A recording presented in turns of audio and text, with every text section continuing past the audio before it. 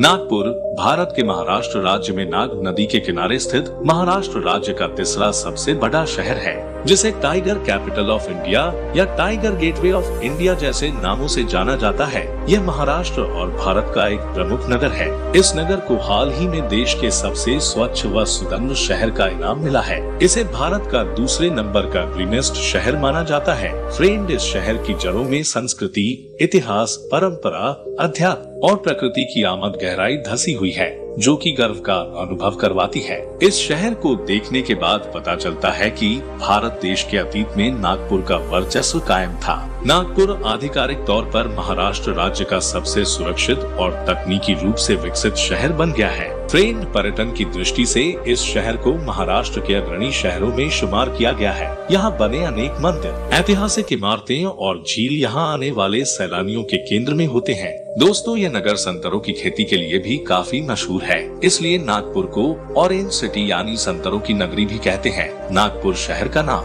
नाग नदी के नाम पर रखा गया है। यह नदी नागपुर के पुराने हिस्से से गुजरती है तथा नागपुर को महाराष्ट्र की उपराजधानी होने का दर्जा प्राप्त है, क्योंकि मुंबई और पुणे के बाद बढ़ते इंफ्रास्ट्रक्चर की वजह से नागपुर की गिनती जल्द ही महानगरों में की जाएगी। फ्रेंड, नागपुर को महाराष्ट्र के स्मार्ट शहरों में से एक के रूप में प्रस्तावित किया गया है और यह शहर स्मार्ट सिटी परियोजना निष्पादन में भारत के शीर्ष 10 शहरों में से एक है। इसके अलावा नागपुर मध्य भारत का एक स्वास्थ्य केंद्र भी है, जो कि एक बड़े भौगोलिक क्षेत्र की जरूरतों को पूरा करता है, जो इसे आसपास के क्षेत्रों के लिए एक प्राकृतिक चिकित्सा केंद्र बनाते हैं। यह जिला कई अस्पतालों, क्लिनिकों और नर्सिंग होम से आच्छादित है, जो गुणवत्तापूर्ण चिकित्सा केंद्र की देखभाल प्रदान करता है। दोस्तों, नागपुर भारत का 13वां, विश्व का 114वां सबसे बड़ा शहर भी है, जो लगभग 9892 वर्ग किलोमीटर क्षेत्रफल में फैला हुआ है और साल 2011 की जनगणना के अनुसार नागपुर की जनसंख्या लगभग 46 लाख के लगभग है और साक्षरता दर 89.52% है। यह शहर भारत में महिलाओं के लिए सबसे सुरक्षित शहरों में से एक है। यहाँ लगभग 60% आबादी हिंदू है, जबकि बौद्ध आबादी का 1/4 से अधिक हिस्सा बनाते हैं और मुस्लिम,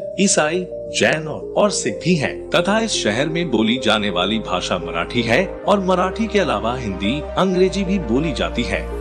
दोस्तों, नागपुर को दीक्षा भूमि के लिए भी जाना जाता है, जिसे एक क्लास पर्यटन और तीर्थ स्थल का दर्जा दिया गया है, जो दुनिया के सभी बौद्ध स्तूपों में सबसे बड़ा खोखला स्तूप है। नागपुर शहर में विभिन्न क्षेत्रों में पाठ्यक्रम की पेशकश करने वाले प्रमुख शिक्षा संस्थान भी हैं। यहाँ कई राष्ट्रीय अनुसंधान संस्थान और मेडिकल कॉलेज, इंजीनियरिंग कॉलेज भी हैं। नागपुर विश्वविद्यालय महाराष्ट्र का एक बहुत बड़ा विश्वविद्यालय है। फ्रेंड, अगर इतिहास पर नजर डाले तो पता चलता है कि नागपुर की स्थापना देवगढ़ के गोंड राजा बख्त बुलंद शाह ने 1703 ईस्वी में की थी तथा यह शहर 1960 तक मध्य भारत राज्य की राजधानी था। 1960 के बाद यहाँ की मराठी आबादी को देखते हुए इसे महाराष्ट्र के जिले के रूप में शामिल कर दिया गया तथा नागपुर नाम का पहला संदर्भ 10वीं शताब्दी के ताम्रप्लेट शिलालेख में मिलता है, जो पड़ोसी वर्धा जिले के देवली में खोजा गया था। फ्रेंड, ये शहर बैंकिंग क्षेत्र के लिए भी महत्वपूर्ण है, क्योंकि यह शहर देश के सबसे सुरक्षित शहरों में गिना जाता है और इसलिए भारत की अधिकांश स्वर्ण संपत्ति भारतीय रिजर्व बैंक ऑफ इंडिया की नागपुर शाखा में रखी जाती है। दोस्तों, नागपुर शहर के कई पहलू हैं जो इंगित करते हैं कि यह नगर व्यवसाय, शिक्षा,